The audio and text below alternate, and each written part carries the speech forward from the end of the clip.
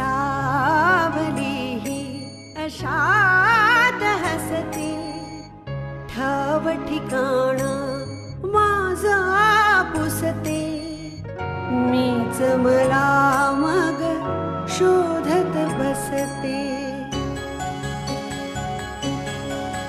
बोल मला तू हळुवार काही, सांग भले तू माझा नाही.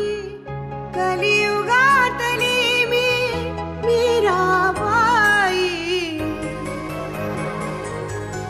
मौनातले हे शब्द बोलके, तुझ्यानी माझ्या ओठी हलके, असुनी ननी अश्रू पोरके.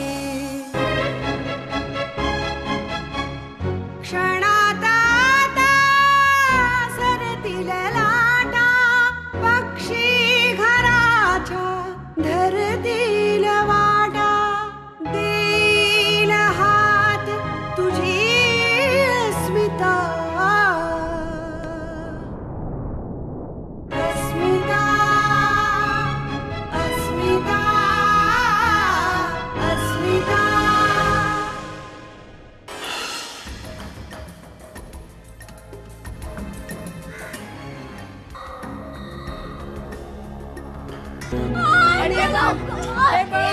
तेजू, मोठा श्वास घे, मोठा श्वास. तेजू,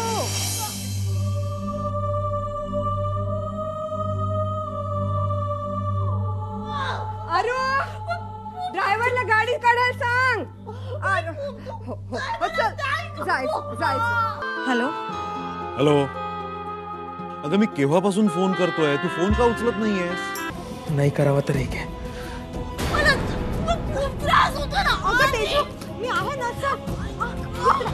हे विघ्नार्त्या, तुझ्या पायगुणानं या संकटावर मात करायला आम्हाला मदत कर.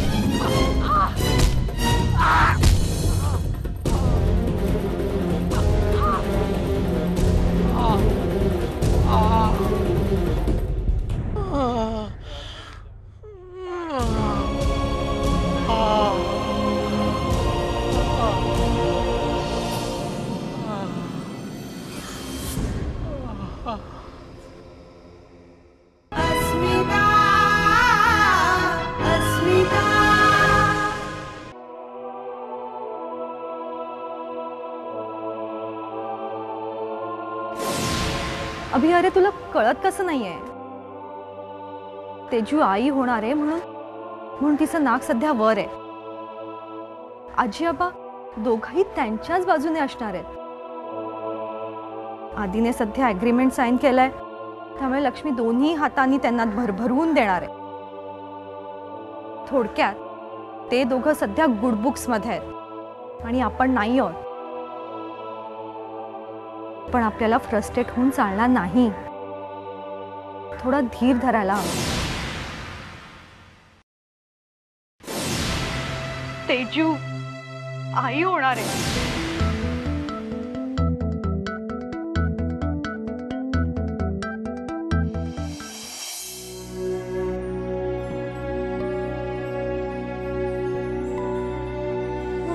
आधी अरे फोन तर उचल.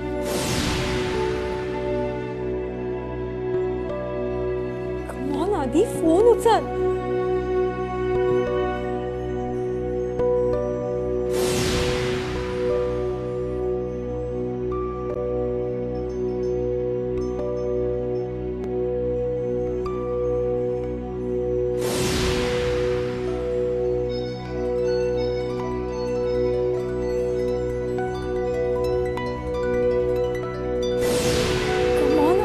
फोन उचल.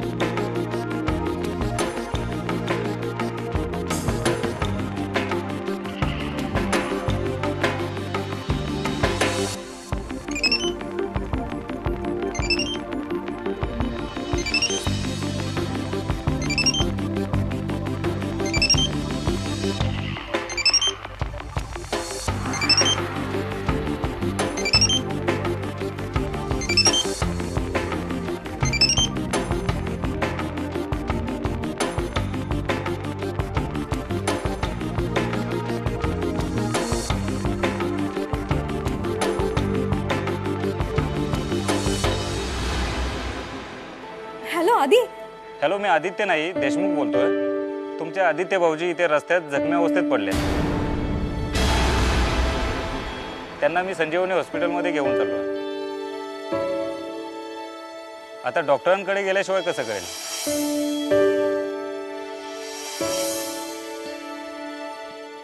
काळजी करू नका, मी त्यांना घेऊन चाललो. अस्मिता,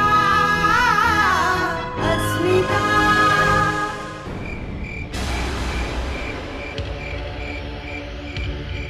काय रे सत्या, काम झालं का? तुम्ही काम सांगितलं आणि झालं नाही, असं कधी झालंय का? जास्त तोंड वाजवायचं नाही, हो की नाही एवढंच बोलायचं. हे पैसे घे आणि 2-3 महिने तरी तुझं तोंड मला दाखवू नको. का रे, जास्त हवेत का? अहो, पैसे कधी मागितले का मी? पुढे बोल. पण एक विचारायचं होतं. विचार. राग नाही ना येणार? राग येण्यासारखं विचारलंस तर कानाखाली आवाज काढेन. त्या पोराला, म्हणजे त्या जहागीरदारांच्या पोराला, आदित्यला. त्याचं काय झालं? संग्राम शेठची दुश्मनी संपली असं तुम्हीच म्हणाला आणि काही तासातच तुम्ही त्याला. आम्ही नाही, तू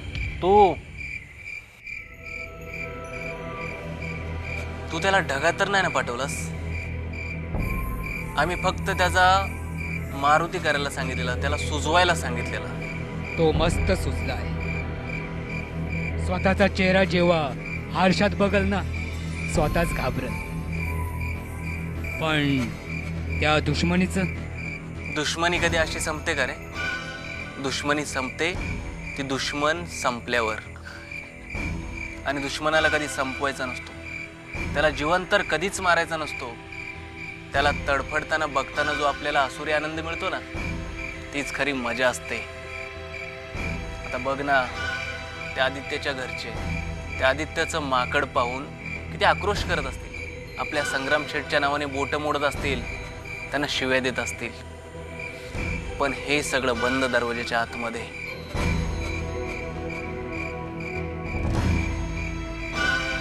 तू मात्र तुझ्यावर अशी वेळ कधीच आणून देऊ नकोस. पान सुपारी खाणारे बरेच असतात. प्रत्येकाने आपली पायरी सांभाळून राहावं. जा, माझ्या प्यायची तयारी कर. त्या आदित्याचा मारुती मला सेलिब्रेट करायचा आहे.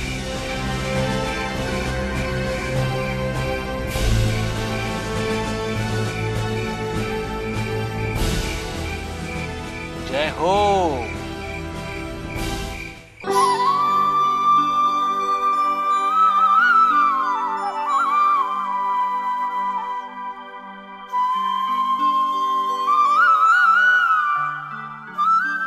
हॅलो, खुशखबर खुशखबर खुशखबर. अहो, काय काय आजोबा झालात तुम्ही? हो हो, तेजू बरी आहे. नातू झालाय नातू. नाही नाही, मी अजून पाहिलेलं नाहीये. मी जाणार आहे त्याला पाहायला.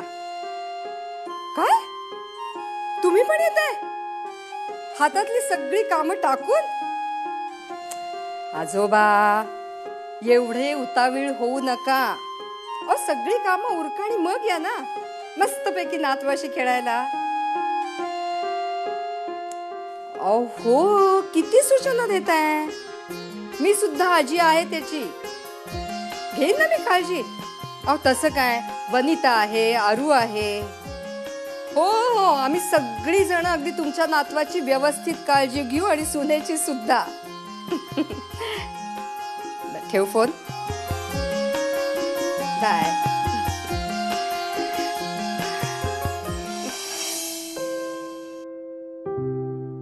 ताई, वनिता कुठे आहे? अगं, घरी गेलीये. माई सुद्धा गेलीये बरोबर. येतील थोड्या वेळात दोघी. का ग? माझा मोबाईल वनिताकडे आहे. आदित्यचा फोन आला होता ना मगाशी. तो म्हणाला होता येतो म्हणून. तो अजून आला नाहीये. त्याचा आला होता का फोन? मी वाट बघते त्याची. फोनवर साधी चौकशी पण केली नाही हो त्यांनी.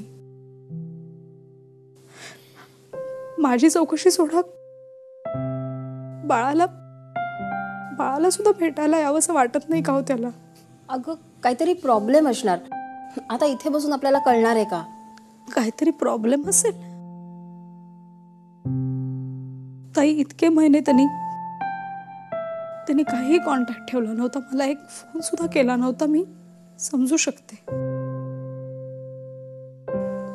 पण किमान आता तरी त्यांनी माझ्या बरोबर असावं असं मला वाटलं. तर माझं काही चुकलं का? तो म्हणाला होता ना मी येतोय म्हणून. तो का नाही आला अजून? अगं, काळजी नको करूस. धीर धर थोडा.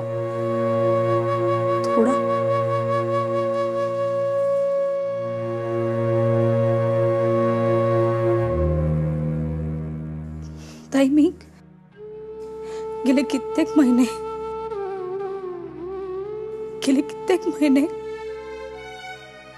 वाट बघितली त्याची. धीर धरला होता. पण किमान बाळाचा जन्म होण्याच्या वेळी माझा नवरा माझ्या बरोबर असावा असं वाटलं. तर माझं काही चुकलं का? अजून किती वाट बघायची मी माझ्या नवऱ्याची? महिन्यांपासून. माझ्याही पेक्षा जास्त.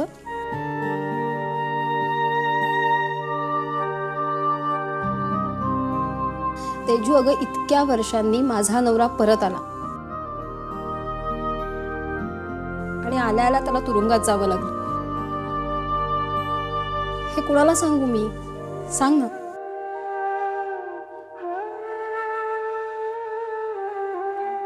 सॉरी.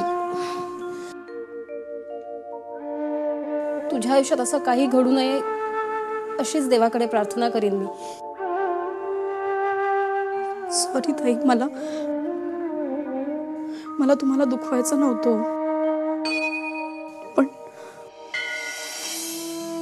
आदित्यचा अजून काही पत्ता नाहीये म्हणून मला राहुल आणि मी बोलून गेले.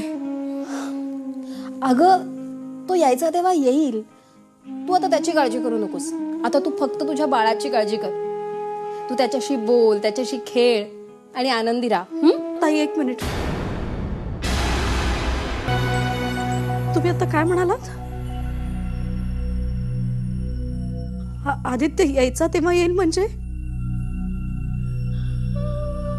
तुम्हाला माहितीये तो कुठे? ताई, तुम्ही लपवताय माझ्यापासून काहीतरी. तुम्हाला माहितीये तो कुठे?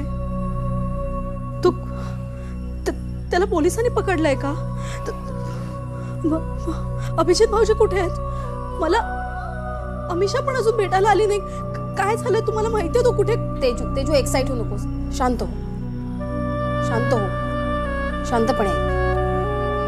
हे बघ, आदिला काही झालेलं नाहीये. त्याला पोलिसांनी वगैरे पकडून नाही नेलेलं. मग अभिदादा गेला होता भेटायला त्याला. मला माहितीये तो कुठे.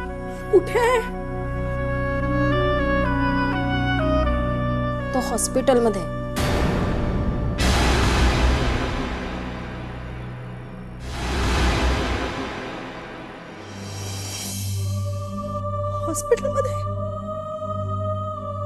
तो हॉस्पिटलमध्ये कसा ऍडमिट झाला? काय झालंय त्याला? तेजू, शांत हो. ऐक, अगं काही गुंडांनी त्याला खूप मारलं आणि अशा परिस्थितीत तिथे त्याला देशमुख नावाच्या एका गृहस्थाने पाहिलं आणि त्यांनीच त्याला हॉस्पिटलमध्ये ऍडमिट केलं. पण हे सगळं आपल्याला कसं कळलं? अगं आदिला फोन कर असं तूच सांगत होतीस ना वनिता बहिणीला. म्हणून तिने आदिच्या मोबाईलवर फोन केला होता आणि तेव्हा त्या देशमुख नावाच्या गृहस्थाने तो फोन उचलला. त्यामुळे त्याने सगळं वनिता बहिणीला सांगितलं आणि आपल्याला कळलं. मला वनिताने का नाही सांगितलं? अगं तुझ्या या अशा परिस्थितीत कसं सांगणार आम्ही तुला? तू नको काळजी करूस. अगं आता तो ठीक आहे, त्याची प्रकृती सुधारते. त्याला लवकरच डिस्चार्ज मिळेल. मग तो तुम्हाला इथे भेटायला नक्की येईल.